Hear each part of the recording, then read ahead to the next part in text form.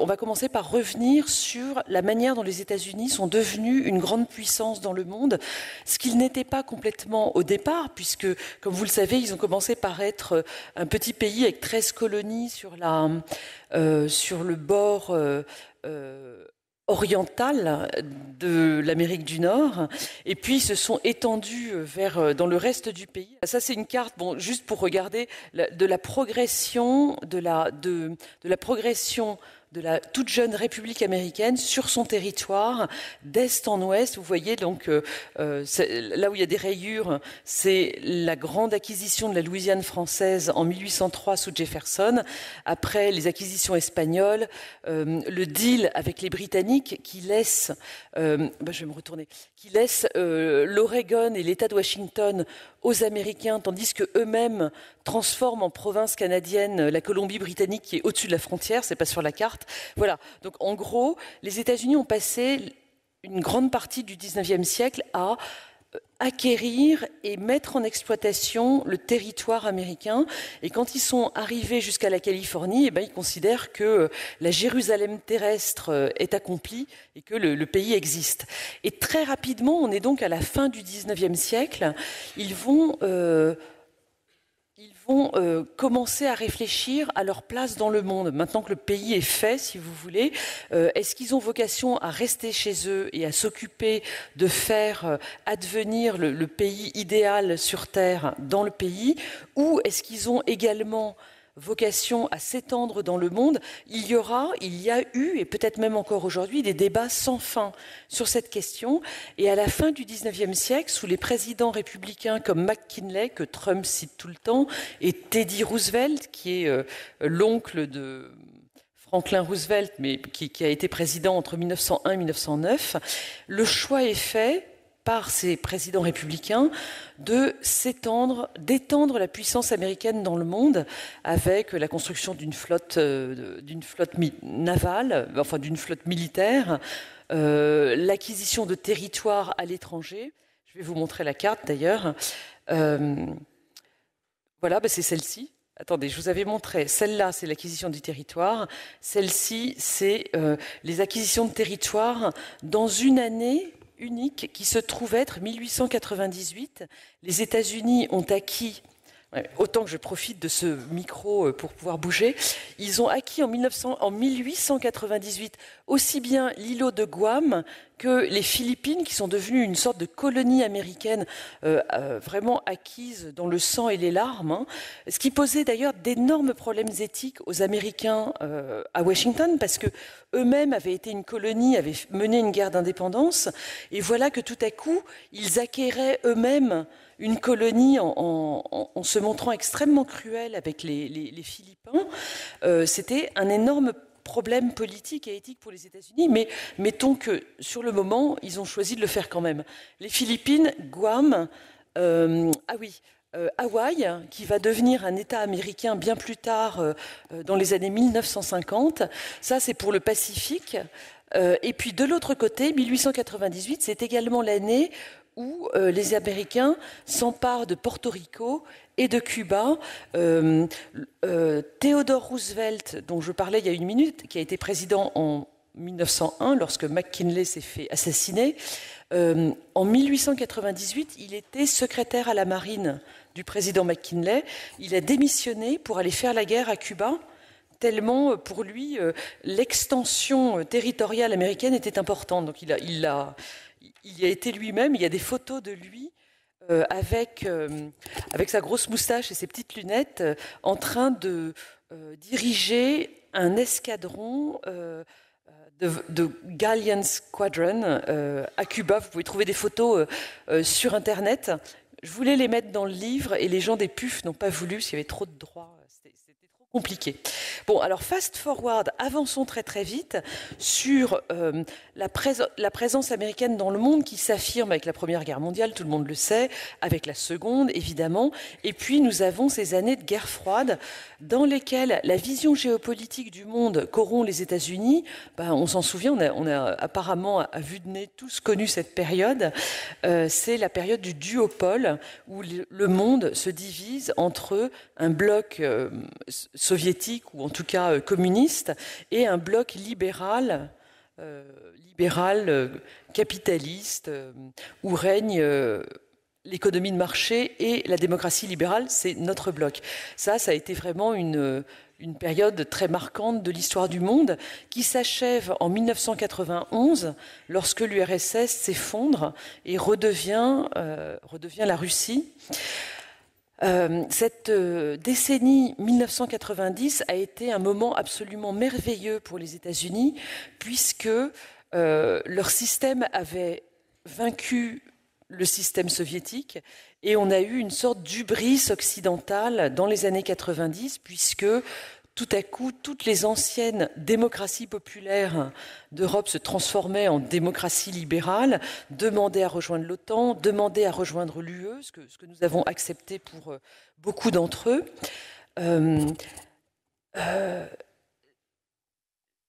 Je ne sais pas si à l'époque, alors j'ai écrit un chapitre là-dessus dans le livre, je ne sais pas si on a souffert d'hubris, je viens d'employer le mot, je ne sais pas si c'est tout à fait exact, parce que nous avons quand même tendu la main et énormément financé les pays de l'Est et même la Russie pour qu'ils se reconstruisent le plus rapidement possible. Est-ce qu'on a été trop sûr de nous? C'est ce que nous reproche Poutine aujourd'hui. Il dit que nous avons été beaucoup trop égoïstes et pas assez attentifs aux véritables attentes des peuples en Russie notamment. Nous les avons humiliés, c'est la thèse de Poutine aujourd'hui. Je vous laisse votre propre idée. Moi, je pense, quand on regarde les chiffres de ce que envoyait la BERD, vous savez, la Banque européenne de reconstruction et de développement, la BERD, créée à l'époque justement pour renflouer et pour rétablir l'économie des pays de l'Est, je crois qu'on a quand même été extrêmement attentifs et généreux, mais de fait, ça n'a pas suffi, comme on le voit aujourd'hui. Bref, cette décennie merveilleuse pour l'Occident, qui est celle des années 1990, s'achève en 2001, où on constate avec horreur, nous occidentaux, je veux dire, nous occidentaux, en 2001, nous constatons avec horreur que le monde finalement ne se rallie pas complètement à notre modèle et que toute notre bienveillance et toutes nos mains tendues n'ont pas suffi. 2001, c'est évidemment les attentats du 11 septembre, le terrorisme international qui a continué jusqu'à aujourd'hui, terrorisme islamiste évidemment. C'est également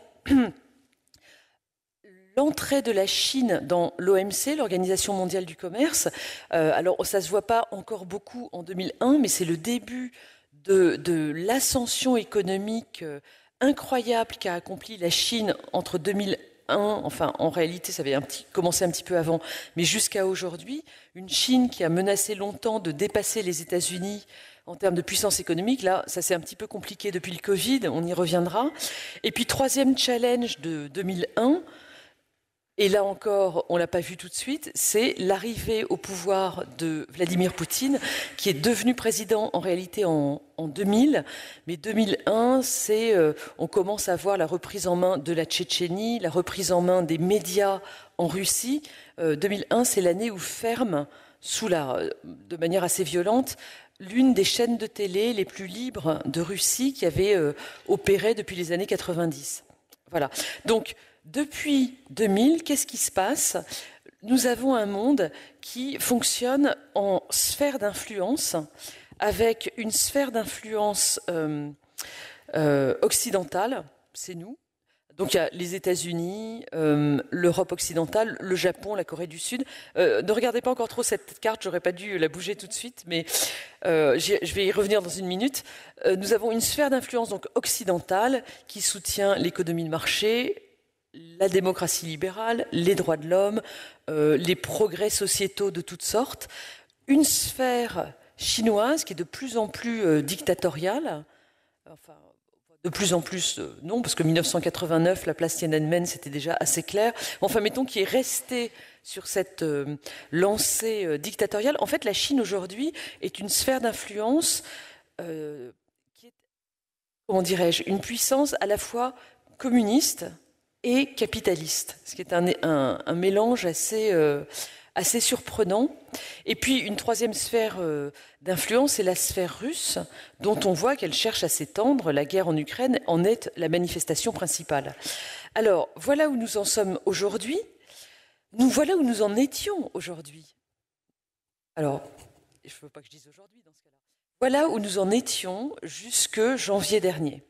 Nous avions notre sphère qui avait connu cet accident de parcours avec Trump entre 2016 et 2020. Joe Biden était revenu au pouvoir et donc tout était rentré dans l'ordre.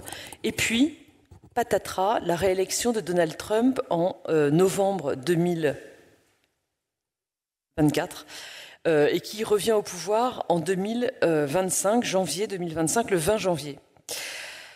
Alors, là maintenant, je vais faire un deuxième... J'ai fait cette espèce de tableau extrêmement rapide, mais j'espère assez clair. Et maintenant, on va voir ensemble ce qui se passe avec le retour de Trump en 2025 au pouvoir.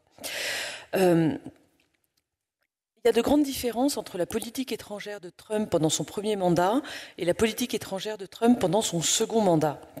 Pendant son premier mandat, il a expliqué récemment dans une interview qu'il a donnée au journal The Atlantic, pendant son premier mandat, il gérait le pays, mais il avait quand même beaucoup de problèmes, il n'était pas complètement à l'aise, il avait notamment énormément de contestations de la part des démocrates à l'époque et énormément de contestations judiciaires. Il a eu affaire pendant son premier mandat à un nombre de procès absolument inédit pour un président américain en exercice, des procès, rappelez-vous, aussi bien sur sa gestion du pouvoir, mais aussi sur les affaires privées, harcèlement, corruption dans son entreprise, la Trump Organization. Enfin, je ne sais pas si vous vous souvenez du feuilleton juridique pendant son premier mandat, c'était permanent.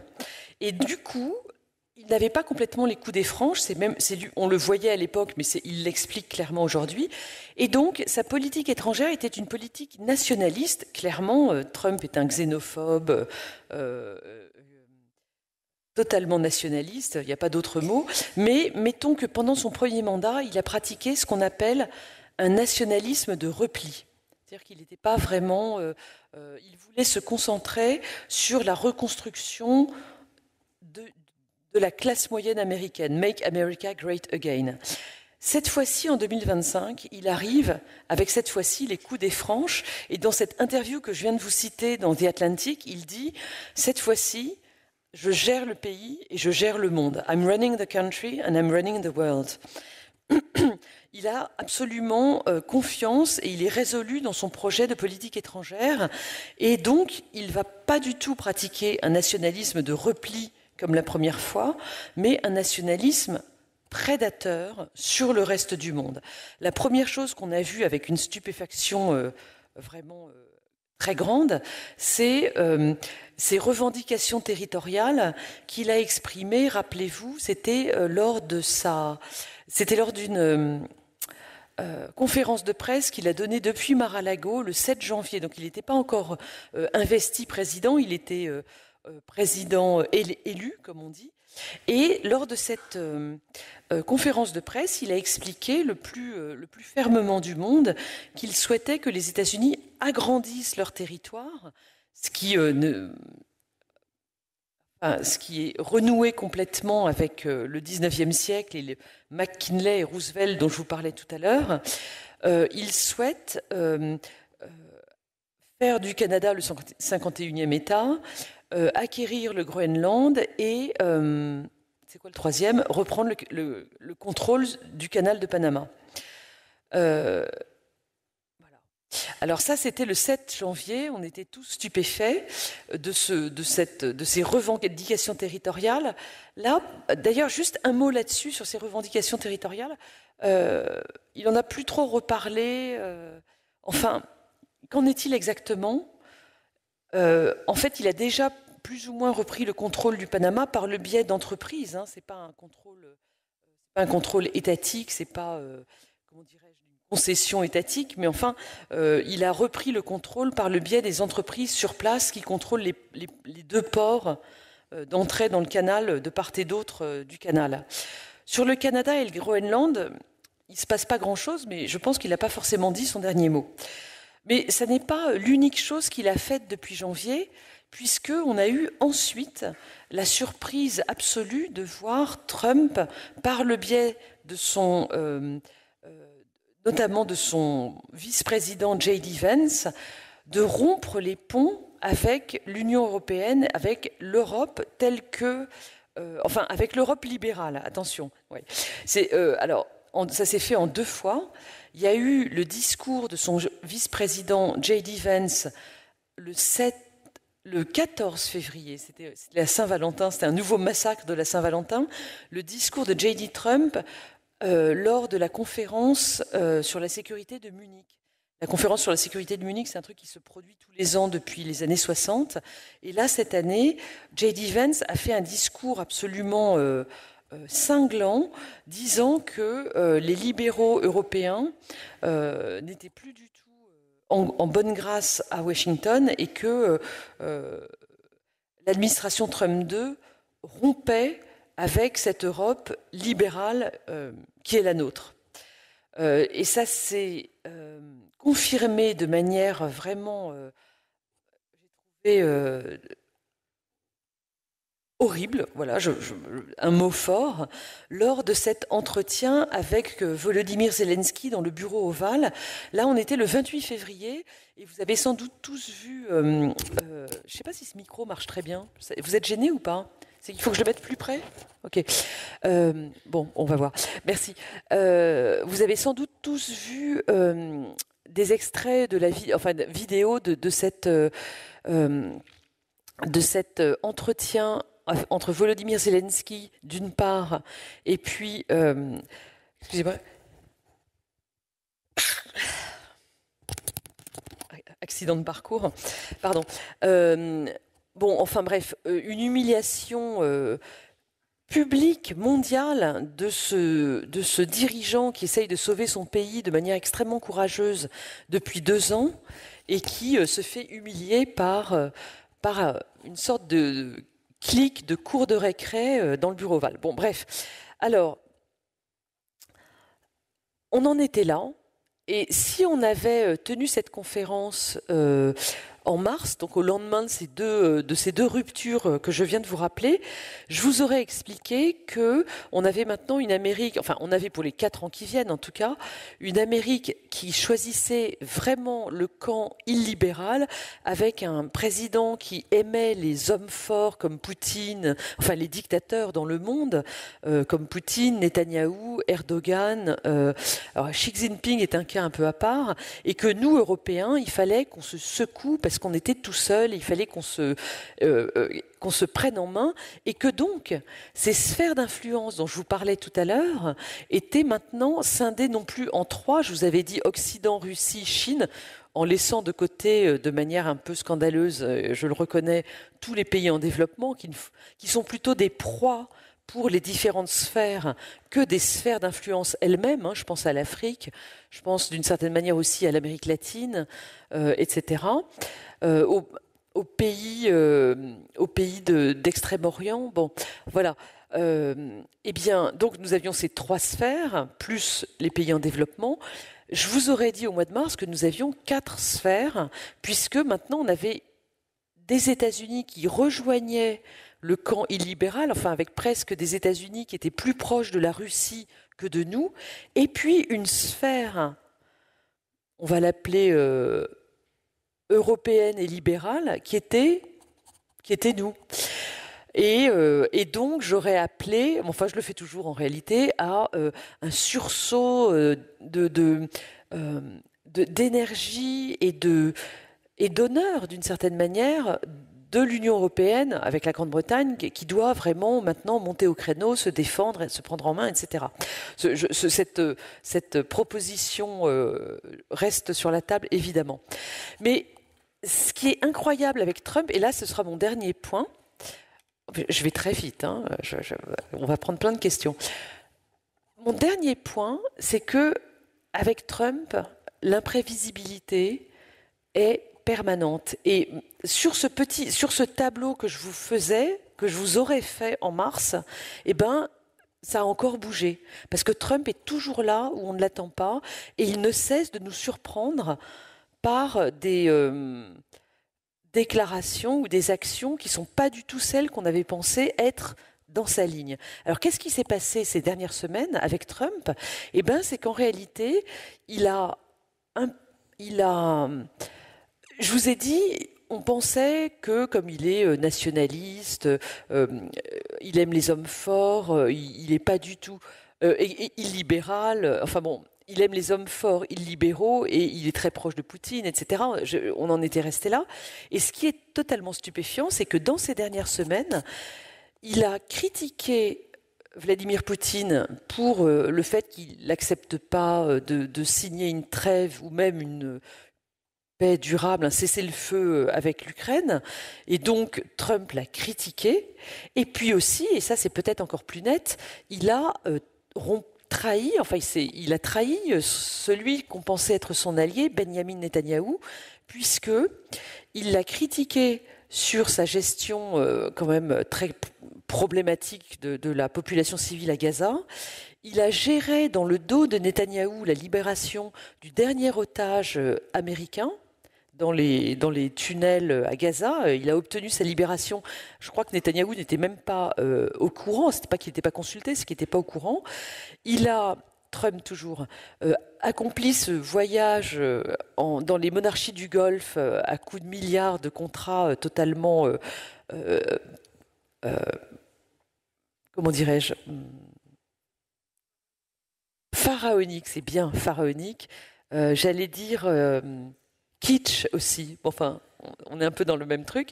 Et puis enfin, last but not least, et ça c'est peut-être le pire pour Netanyahou, il a réenclenché des négociations nucléaires avec l'Iran. Et alors, voilà. Alors moi, mon boulot à l'IFRI, c'est d'essayer de faire sens de ce qui se passe aux États-Unis. Et ça fait 10 ans qu'avec Trump, tous les jours, ce que j'ai pensé la veille est remis en question. C'est vraiment très compliqué, très intéressant, mais très compliqué. Et alors, là, donc ça fait plusieurs semaines que je me dis, il faut faire sens de tout ça. Et là, je terminerai avec 2 choses. Et puis peut-être que si je reviens dans un mois, j'aurai d'autres choses à dire. Mais aujourd'hui, voilà ce que je dis en conclusion de cette Amérique dans le monde. D'abord, cette scission, ce qu'on comprend, c'est que Trump, finalement... non, je vais commencer par l'Europe. J'intervertis mes 2 points, ce sera, à mon avis, plus clair, en tout cas pour moi. Le premier point, c'est qu'il ne faut pas penser qu'il y a une rupture aussi claire entre des États-Unis de Trump illibéraux et une Europe qui continuerait sur sa lancée économie de marché, démocratie libérale, droits de l'homme, etc. Parce qu'en réalité, des illibéraux à la Trump, on en a plein en Europe. Vous avez vu le résultat des élections en Pologne, vous avez vu la Hongrie, vous avez vu la Slovaquie, même Giorgia Meloni en Italie, elle est sur une ligne d'extrême droite. Et même dans les pays où les illibéraux ne sont pas au pouvoir, ils sont dans les partis d'opposition en train de faire campagne. Et je vous rappelle qu'on a des élections présidentielles en 2027. Donc voilà. Donc nous avons, nous aussi, nos illibéraux. C'est juste que les gouvernements libéraux, l'Allemagne, la France, la Grande-Bretagne, l'Espagne, même Bruxelles, ont pour l'instant, alors je ne suis pas censée prendre parti, mais je touche du bois quand même, ont pour l'instant l'avantage sur les forces illibérales en Europe, mais c'est une dynamique, ça n'arrête pas de bouger. Et peut-être que dans quelques années, l'équilibre sera de l'autre côté. Et puis, donc ça c'est sur les illibéraux côté européen, et puis les libéraux au sens philosophique du terme, sont toujours présents aux États-Unis, puisqu'il y a quand même encore des républicains modérés. Alors on ne les entend pas beaucoup, hein, ils sont terrifiés par Trump, mais je pense qu'ils sont toujours là. Et puis vous avez toujours un parti démocrate avec un courant d'extrême gauche dont je ne vais pas parler, parce que j'arrive pas à savoir s'ils sont très illibéraux. Est-ce qu'on peut les comparer à quelqu'un comme Mélenchon, ou est-ce que, dans le contexte américain, ils sont plus des socialistes à l'ancienne. Donc c'est une autre question pour une autre conférence. Donc je la laisse de côté. Mais il y a un courant démocrate qui est quand même très modéré, le courant de Biden, et qui cherche à se réinventer, et Dieu sait qu'ils ont du mal. Tout ce courant libéral aux États-Unis, donc tous les gens dont je viens de parler, sont aujourd'hui dans un état de sidération face à la réélection de Trump. Pour eux, c'est vraiment une défaite, un désaveu cuisant de tout ce en quoi ils croient, et ils ont beaucoup de mal à sortir de cet état, mais enfin, on va penser qu'ils vont réussir à le faire pour les élections de 2026 ou les élections de 2028. Donc, conclusion de ce premier point, la césure aujourd'hui la césure dans le camp occidental aujourd'hui, c'est pas vraiment au final une césure géographique entre les États-Unis d'un côté, je parle pour moi, je parle pour vous maintenant, les États-Unis d'un côté, ils sont par là, et l'Europe de l'autre côté, c'est plutôt une césure que je dirais, non pas donc verticale, mais horizontale, une césure idéologique entre un camp illibéral qui est présent des deux côtés, il est présent à la Maison-Blanche, mais il est présent aussi en Europe, et puis un camp libéral, c'est celui dans lequel nous avons vécu toute notre vie, et qui est très effacé aux États-Unis pour l'instant et qui reste encore plutôt fort en Europe aujourd'hui. Donc voilà, donc la césure de cette sphère d'influence occidentale, voilà comment il faut la voir aujourd'hui. Et puis, mon deuxième point, je reviens à Trump et je terminerai là-dessus, c'est que je pense aujourd'hui que si on veut faire sens de Donald Trump et de son idéologie, s'il en a une, ça se fait en insistant sur deux points. En fait, je pense qu'aujourd'hui, Donald Trump, pendant toute sa vie, voilà, Donald Trump, il y a uniquement deux choses auxquelles il est toujours fidèle. Le reste n'a pas d'importance. C'est son image et ses profits. Et quand je dis son image et ses profits, c'est aujourd'hui qu'il est président, en plus président pour la seconde fois, c'est à la fois son image à lui et l'image des États-Unis, et puis ses profits à lui et les profits le profit économique des États-Unis. J'explique un peu. Sur son image, en fait, il a toujours été un narcissique, pas un pervers narcissique, mais enfin un narcissique au sens pathologique du terme. Et pour lui, il est absolument crucial de ne jamais passer pour un loser. S'il était vu comme un loser et derrière lui les États-Unis en tant que nation, ce serait terrible. Et c'est pour ça qu'il s'en prend tout à coup à Poutine. Parce que vous comprenez, il a annoncé haut et fort pendant des mois qu'il allait mettre un terme à la guerre en Ukraine en 24 heures, rappelez-vous. Et comme ça ne marche pas et que on pourrait presque dire en langage de cours de récré que Poutine lui désobéit en refusant de venir aux négociations, en refusant de mettre un terme, parce que Poutine n'a pas du tout intérêt à arrêter la guerre, puisqu'il continue à progresser. Bref, au bout d'un moment, si ça continue comme ça, Trump va apparaître comme un loser, et les États-Unis aussi derrière lui. Et donc, c'est pour ça qu'il préfère dire je vais laisser tomber ce dossier, je vais passer à autre chose, et je ne m'occuperai plus de ça.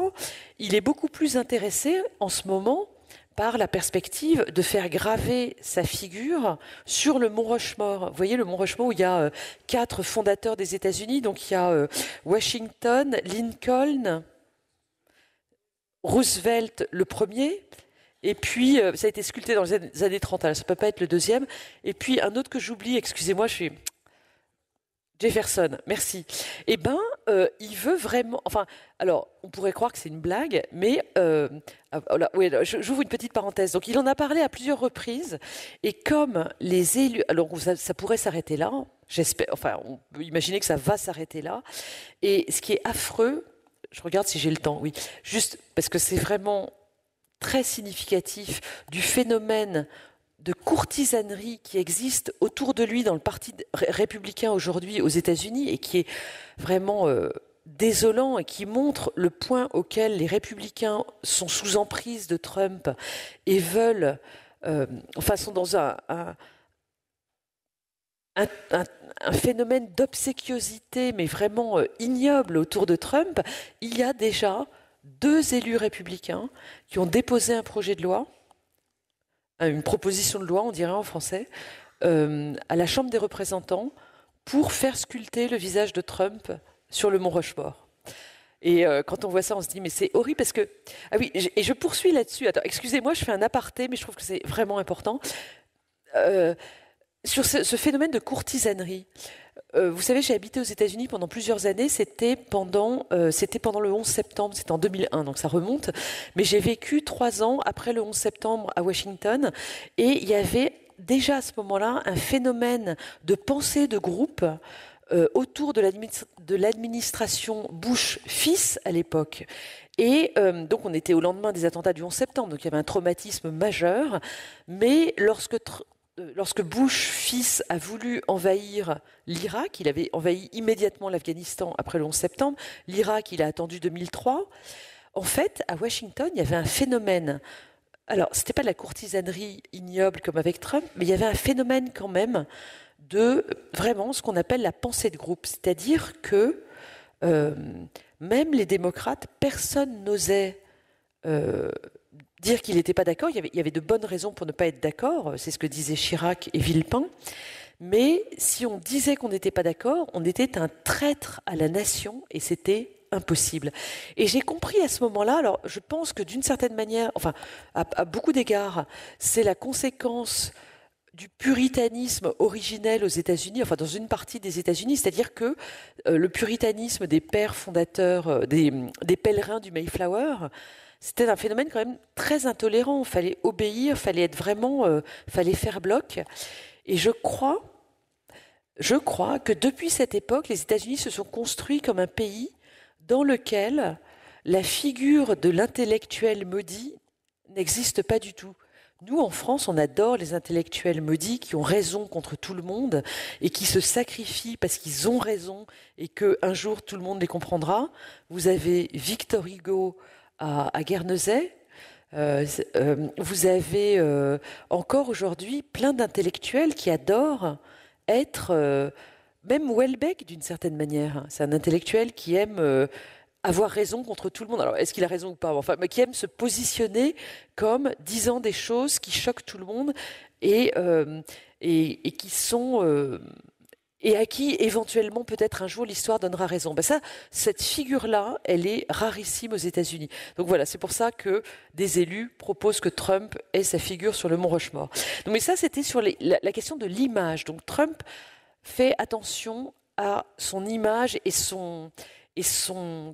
euh, et la manière dont il sera vu dans les livres d'histoire. C'est le mot legacy que tout à coup j'arrive pas à traduire. C'est son legs historique, enfin sa figure historique est extrêmement importante pour lui, et le fait que les États-Unis soient vus comme le pays le plus puissant du monde, ce qui explique aussi ses revendications territoriales. Hein, c'est une question d'image. Et puis sur le profit maintenant. Trump a toujours mené son business comme un mafieux de l'immobilier new-yorkais, et il applique cette volonté de garantir son profit avant tout aux États-Unis. Et je crois, enfin, je ne suis pas la seule, beaucoup d'économistes expliquent que sa vision du commerce international est une vision extrêmement mercantiliste, un jeu à somme nulle, c'est-à-dire que si tu gagnes, je perds, si tu perds, je gagne. Enfin, c'est un jeu à somme nulle. Il n'y a jamais dans l'esprit de Trump une combinaison ou un deal qui serait gagnant-gagnant. Il y a toujours un perdant. Et il est extrêmement important que ce ne soit jamais lui. Et en fait, il a plaqué ça sur le commerce, sur la politique commerciale américaine. C'est-à-dire qu'en fait, il pense depuis plusieurs mois qu'il faut absolument que le business conduit par les États-Unis soit un business gagnant-perdant dans lequel les États-Unis sont gagnants. D'où ces positions sur les tarifs douaniers que beaucoup d'économistes, de gauche comme de droite d'ailleurs, pensent complètement absurdes. Et c'est pour cela qu'il trahit Netanyahou en allant faire du business avec les pétromonarchies du Golfe, parce que pour lui, c'est beaucoup plus important d'avoir des gros contrats que de tenir une ligne idéologique. Et je terminerai là-dessus. En fait, on a pensé donc que Trump était un idéologue d'extrême droite, nationaliste, xénophobe, tout ce qu'on sait, s'alliant tout à coup les libertariens de la Silicon Valley dans cette deuxième administration. Tout cela est vrai, mais tout cela ne peut pas s'expliquer uniquement par des adhésions idéologiques, puisque on voit aujourd'hui que l'idéologie, que la proximité idéologique avec un Netanyahou, par exemple, ne compte pas autant que le profit qu'il peut faire avec les monarchies du Golfe. Et donc, je pense que comme ligne de vision pour analyser ce que Trump fait et pour essayer de prédire ce qu'il va faire, et Dieu sait qu'on se trompe tous beaucoup avec ce monsieur, eh bien, ce que je vous propose aujourd'hui, c'est de regarder, enfin pour les mois qui viennent, et puis jusqu'à ce que le kaléidoscope bouge à nouveau. Vraiment, ça n'est pas une science exacte, hein, mais ce qui me semble le plus exact, le plus juste aujourd'hui, c'est de penser à Trump en termes de penser Trump comme un dirigeant qui regarde avant tout son image et ses profits. Et peut-être que c'est ça la manière d'expliquer au mieux ce qu'il fait.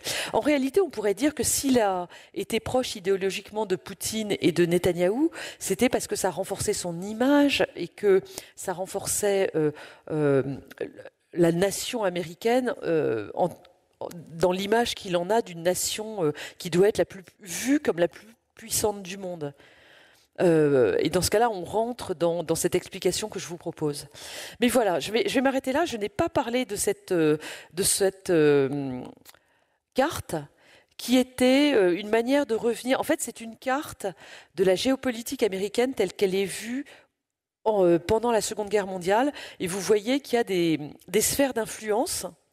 Le Heartland étant la sphère russe, la sphère chinoise n'existe pas du tout à ce moment-là. Mais bon, c'est pas très important. C'était juste pour expliquer que cette vision du monde sous forme de sphère d'influence, en compétition les unes avec les autres, avait été déjà pensée dans l'histoire américaine par les penseurs américains et notamment Nicholas Spykman. Elle a été un peu suspendue pendant toutes les années de guerre froide où finalement il n'y avait plus que deux sphères d'influence. Donc on parlait d'un duopole qui était à la fois géographique mais en fait surtout idéologique à l'époque. On a pensé, je reviens à mon intro, je m'arrêterai là, on a pensé pendant 10 merveilleuses années qu'il n'y aurait plus de sphère d'influence, qu'il n'y aurait qu'un seul leader dans le monde, c'était les États-Unis, et nous étions les brillants seconds. Et puis ça s'est effondré. Et là, on est revenu aujourd'hui à un monde de sphères d'influence avec un Occident fracturé qui compte peut-être aujourd'hui pour deux pôles d'influence différents. Et j'appelle, et je m'arrête là, j'appelle une fois de plus les Européens, l'Union européenne, la Grande-Bretagne avec nous, à constituer un pôle d'influence libéral dans le monde qui vient et espérons que ça va marcher. Voilà, je m'arrête. Merci. Moi, quand je vous écoute, j'ai l'impression qu'en fait, il n'y a rien à comprendre avec Donald Trump. C'est-à-dire que je m'attendais à ce que vous nous présentiez vraiment toute une pensée, une idéologie construite, etc. Et quand j'entends votre conclusion, j'ai l'impression qu'en réalité, son image, ses profits et Make Business Great Again, c'est un petit peu le triptyque de sa politique. Mais ma question, c'est Donald Trump, bon, c'est la vitrine, mais derrière lui, il y a quand même une administration. Donc comment, j'imagine qu'il n'est pas non plus le seul maître à bord, même si c'est un capitaine quand même important du navire américain. Ok, je réponds tout de suite ou D'accord. Alors c'est une excellente question parce qu'effectivement c'est un angle que j'ai pas couvert, parce que j'ai parlé juste de la géopolitique américaine et ensuite de Trump. Mais vous avez tout à fait raison. Il y a des courants idéologiques extrêmement construits autour de Trump. Et il y a une dame juste au deuxième rang derrière vous. Voilà. Il y a une idéologie extrêmement construite autour de Trump. Mais qui n'est pas, à mon avis, enfin, qui est portée un peu de manière comme disent les Américains, nonchalante. C'est un faux ami, ça veut dire un petit peu je m'en foutiste par Trump. Si vous me pardonnez ce terme, en fait, il a autour de lui, et surtout dans cette seconde itération, de vrais idéologues extrêmement construits, extrêmement intellectuels. Vous avez totalement raison. Alors, en 2025, ils sont de 3 sortes, ces idéologues. Vous avez 3 courants idéologiques autour de Trump dans la Maison-Blanche, qui se tirent dans les pattes en réalité, ce qui est une complication supplémentaire pour les analystes, parce qu'on ne sait pas très bien qui va planter un couteau dans le dos de qui et qui va avoir raison sur tel ou tel dossier. Donc c'est très... à la fois, une fois de plus, c'est absolument passionnant, mais alors anxiogène à un point. Bon, bref. Donc, quels sont ces 3 courants? Vous avez 2 courants qui étaient déjà là la dernière fois, pendant le premier mandat de Trump. C'est le courant, j'ai envie de dire, le courant de la fermeture. Ce sont des gens qui sont d'extrême droite et qui veulent et qui ont besoin, et on pourrait peut-être qu'ils ont sincèrement envie que leur pays se ferme, parce qu'en fait, ils sont trop... toute cette ouverture des années 60, 70, à la fois sur le plan sociétal, sur le plan migratoire, sur le plan économique, on a cassé toutes les frontières, on a cassé tous les murs pour que l'air rentre et que le monde devienne un endroit merveilleux où tout le monde parle avec tout le monde, etc. Tout le monde peut aller partout, tout le monde commerce avec tout le monde. Toute cette mondialisation que nous pensions heureuse, en fait, a fait beaucoup de perdants et beaucoup d'inquiets et a produit beaucoup de colère dans nos pays. On va pas, moi je parle des États-Unis aujourd'hui, mais on sait bien qu'en France c'est pareil, notamment après la crise de 2007-2008, qui a créé beaucoup de problèmes économiques pour les classes moyennes américaines. Et les usines ont fermé, etc. Bon, voilà. Aujourd'hui, cette colère, elle se traduit par un premier courant idéologique qui est d'extrême droite, qui veut fermer les frontières à l'immigration et qui veut fermer les frontières au libre-échange. Donc c'est vraiment ça, voilà, premier courant. Donc là, vous avez Steve Bannon, qui vient à la suite d'un long courant d'extrême droite aux États-Unis. J'ai dit la crise de 2007-2008, mais ce courant-là, il existe depuis la fondation de la République aux États-Unis. Vous avez Andrew Jackson, qui est président dans les années 1830, qui est de ce courant. Enfin, voilà. Mettons qu'il est à bas bruit présent toujours aux États-Unis, mais que là, il est très présent avec Trump, qui lui a donné accès au pouvoir. Deuxième courant, ce sont les religieux. C'est la droite chrétienne. Alors, c'est une droite chrétienne extrêmement réactionnaire sur les questions sociétales, mais vraiment ultra réac. Elle a longtemps été uniquement protestante. Elle est apparue dans les années 70 avec 2 courants du protestantisme, les fondamentalistes et les évangéliques, qui sont tout à coup entrés en politique de manière, à l'extrême droite du champ politique. Ils ont été rejoints par les catholiques, pas par les catholiques, mais par une partie des catholiques américains qui sont sur la même ligne, ultra réac. Et d'ailleurs, juste un petit point, ils ressemblent aux intégristes qu'on connaît en France, mais aux États-Unis, ils s'appellent intégralistes. Si vous voulez, je vous explique, mais ça vous intéresse ? Intégraliste comme le pain complet. Bon, parce que quand nous on parle de catholiques intégristes, le mot intégriste, il est là parce qu'en fait, ce sont des courants, Monseigneur Lefebvre, etc., qui veulent qu'on respecte la doctrine catholique telle qu'ils la comprennent évidemment, de manière intégrale. Donc il faut être intégriste et donc tout bien respecter à la lettre. Alors évidemment, pas l'ouverture à son prochain, etc. C'est un petit peu centré sur les questions sociétales. Intégraliste, c'est pas ça. C'est que les intégralistes, les catholiques intégralistes américains veulent, attention, intégrer l'État et la religion. C'est-à-dire qu'ils veulent que la séparation de l'État et de l'Église, qui existe dans la Constitution américaine depuis les années 1790, soit supprimée et que la religion ait son mot à dire dans la conduite des affaires de l'État. Ça va quand même assez loin. Donc ce serait une sorte de théocratie qui s'installerait aux États-Unis. Et donc ils veulent intégrer les deux l'État. Et donc intégralistes, c'est parce qu'ils veulent, c'est pas parce qu'ils veulent respecter intégralement enfin une certaine partie de la doctrine, mais c'est parce qu'ils veulent intégrer l'État et la religion. Donc voilà. Mais il se trouve que les deux termes sont proches et désignent des courants qui sont assez similaires des deux côtés de l'Atlantique. Donc voilà, ça c'est le deuxième courant qui est représenté auprès de Trump par quelqu'un comme J.D. Vance par exemple. Mais si vous allez voir de plus près, il y a énormément d'intellectuels et notamment des catholiques américains. Alors pas le pape Léon XIV, évidemment, lui il est de l'autre côté. Mais enfin, voilà. Et puis, donc j'ai dit protestants majoritairement, certains catholiques, qui sont très importants parce qu'en fait, il se trouve que beaucoup des élites autour de Trump, de ce courant-là, ne sont pas protestants, mais catholiques, et très souvent catholiques convertis. Comme si les protestants d'extrême droite aux États-Unis avaient trouvé que le protestantisme, finalement, c'était pas assez carré, il n'y avait pas assez de hiérarchie, et que donc le catholicisme convenait mieux à leur... Bon, voilà. Bref. Mais il y a aussi un certain nombre de juifs qui sont dans ce courant-là. Pas beaucoup de musulmans aux États-Unis, très très peu de musulmans dans la société américaine de toute manière. Et le troisième, voilà, je me dépêche parce que j'arrive au troisième courant qui n'était pas là du tout lors du premier mandat de Trump, mais qui est très présent cette fois-ci. Ce sont les tech libertariens. Donc Elon Musk, bon, il vient de partir, mais il a quand même laissé son empreinte. Et il y a beaucoup de penseurs de la Silicon Valley qui sont dans ce courant-là. Alors qui sont-ils? Ce sont des gens que nous, en Europe, on n'a pas encore beaucoup vus.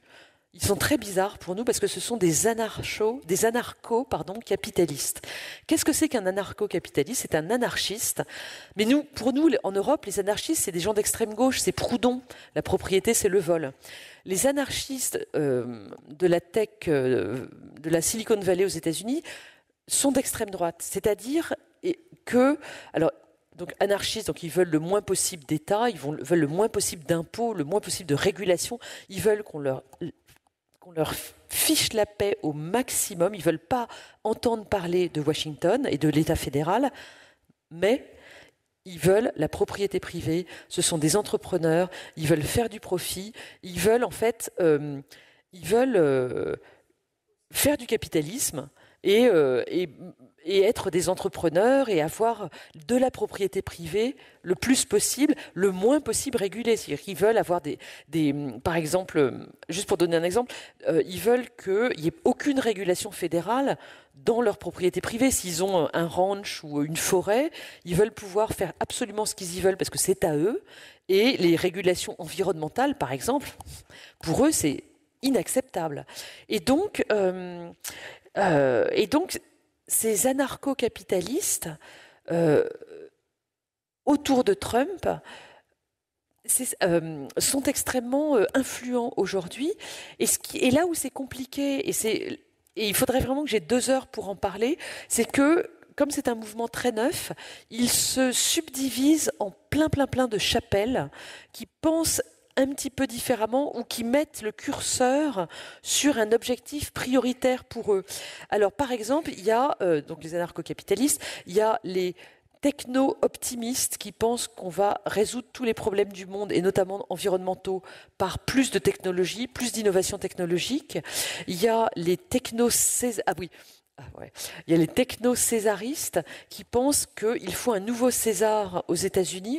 D'ailleurs, techno-césariste ou techno-monarchiste, il y a un penseur qui s'appelle Curtis Yarvin, qui à mon avis est un petit peu dingue, et qui pense, mais il est écouté très sérieusement à Washington aujourd'hui, qu'il faudrait finalement qu'il n'y ait plus de démocratie, parce que ça ne marche pas, puis les pauvres votent, enfin qu'est-ce que ça veut dire? Les pauvres qui sont des êtres humains inférieurs, puisqu'ils n'ont pas réussi dans le modèle capitaliste, donc c'est des gens qui... Enfin, à la limite, un régime censitaire, en mettant la barre assez haut, ça leur irait. Et il faudrait donc qu'il y ait un chef du pays, alors éventuellement élu par quelques happy few, ou même pas élu, mais qui gérerait le pays comme une entreprise, pas comme pour faire du profit. Il y a aussi, voilà. Si vous lisez un article que je vais publier dans Politique étrangère et qui sortira en septembre, je vais détailler tout ça. Je vais faire une typologie très très précise, et donc je vous y je vous y reporte dans le futur. Mais je vais prendre une autre question parce que voilà. Donc retenez qu'il y a plein de chapelles dans ce troisième courant idéologique qui est celui des anarcho-capitalistes au sens large. Dans le dialogue Trump-Poutine, est-ce que c'est vraiment un dialogue Trump-Poutine ou est-ce que dans ce dialogue, en fait, Trump s'adresse indirectement à celui qui est, à mon sens, le maître du monde dans le truc gagnant-gagnant et qui est Xi Jinping? Parce qu'on n'a pas parlé de la Chine. Oui, vous avez raison. Je vous remercie parce que vos deux questions, là, pour l'instant, m'amènent comment on dit, à aborder des angles que je n'ai pas abordés, donc c'est très bien. Alors, oui, alors c'est vraiment intéressant parce que Xi Jinping, c'est peut-être celui qui impressionne le plus Donald Trump. Parce que d'abord, c'est un dictateur. Hein, il a fait sauter il y a quelques années l'idée d'une durée de son mandat. Donc son mandat n'a plus de durée. Il met les opposants en prison. Il fait du profit comme un fou. Donc, absolument. Alors, en fait, il y a deux questions dans ce que vous me dites. Il y a un, où en est la Chine de Xi Jinping aujourd'hui? Et deux, quelle est la relation avec Poutine et comment Trump voit les deux? Alors la première, sur où en est la Chine aujourd'hui, je crois que c'est quand même très important de dire, c'est ça qui est merveilleux dans ce sujet de recherche, dans les sujets de recherche internationaux, c'est que tout bouge en permanence, tout est dynamique. On dit quelque chose à un moment et le lendemain, ça a déjà évolué, et alors si vous êtes 2 ans après, ça a encore plus évolué. Ce que je veux dire là, après cette petite circonvolution, c'est que la puissance chinoise a quand même pris un coup depuis le Covid. D'abord, le Covid venait de chez eux, donc c'était un petit peu embêtant. Ils ont beaucoup menti sur ce qui se passait chez eux. Le pays a été à l'arrêt pendant plus d'1 an. Enfin, ça a été vraiment terrible. Donc il y a eu ça, et puis il y a eu aussi, qui avait commencé auparavant, cette énorme crise immobilière dont ils peinent beaucoup à se remettre. Troisième facteur d'affaiblissement, la démographie. Vous savez qu'en fait, cette politique de l'enfant unique qu'ils ont mise en place quand on était jeune, il y a très longtemps, en fait a marché au-delà de leurs espérances.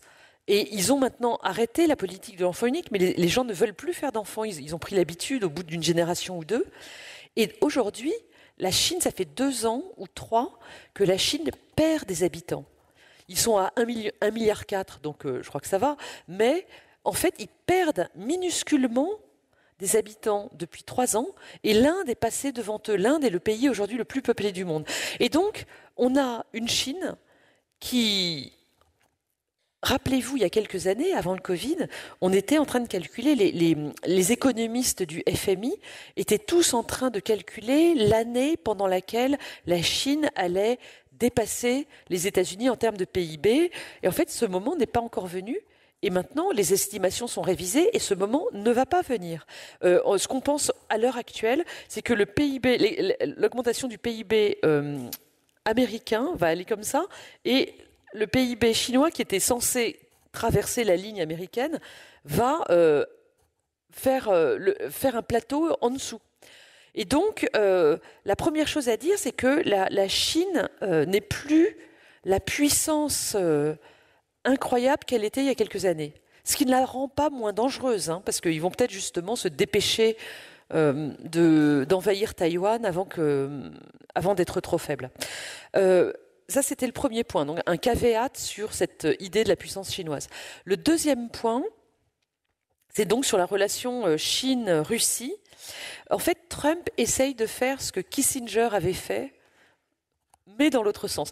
Kissinger, donc au début des années 70, avait fait une triangulation, c'est-à-dire qu'ils étaient, donc jusqu'au début des années 70, les États-Unis étaient ennemis de l'URSS, tout autant que de la Chine. La Chine était une puissance communiste, elle n'était pas reconnue par les États-Unis, qui avaient reconnu Taïwan à l'époque, et donc les deux pays étaient sur la liste noire.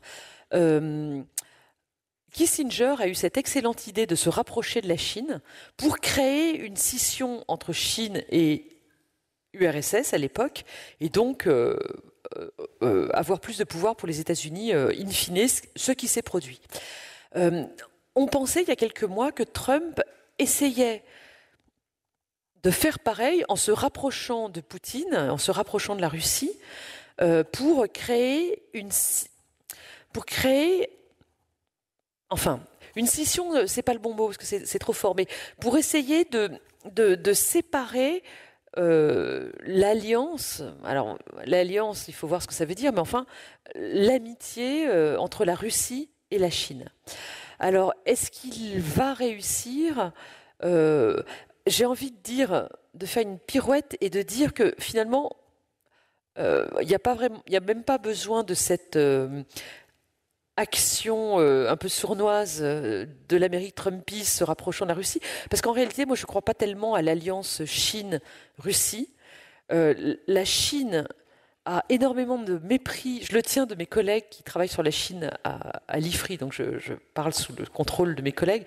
La Chine, les dirigeants chinois, finalement, ont beaucoup de mépris pour la faiblesse de l'économie russe. Et de l'autre, et en fait, les soutiendront tant que ça ne les gênera pas trop et les laisseront tomber le jour où ça les gênera trop. Et de l'autre côté, pareil en réalité, parce que les Russes, alors là c'est un petit peu subjectif ce que je dis, mais n'ont pas beaucoup d'amitié pour les Chinois qui sont pas des... Enfin, il y a un petit peu de racisme, très certainement. Je parle de Poutine, hein, je ne parle pas pour tous les Russes, évidemment, mais donc il y a un petit peu là aussi, de mépris dans l'autre sens, et puis beaucoup de fierté russe sur le plan militaire.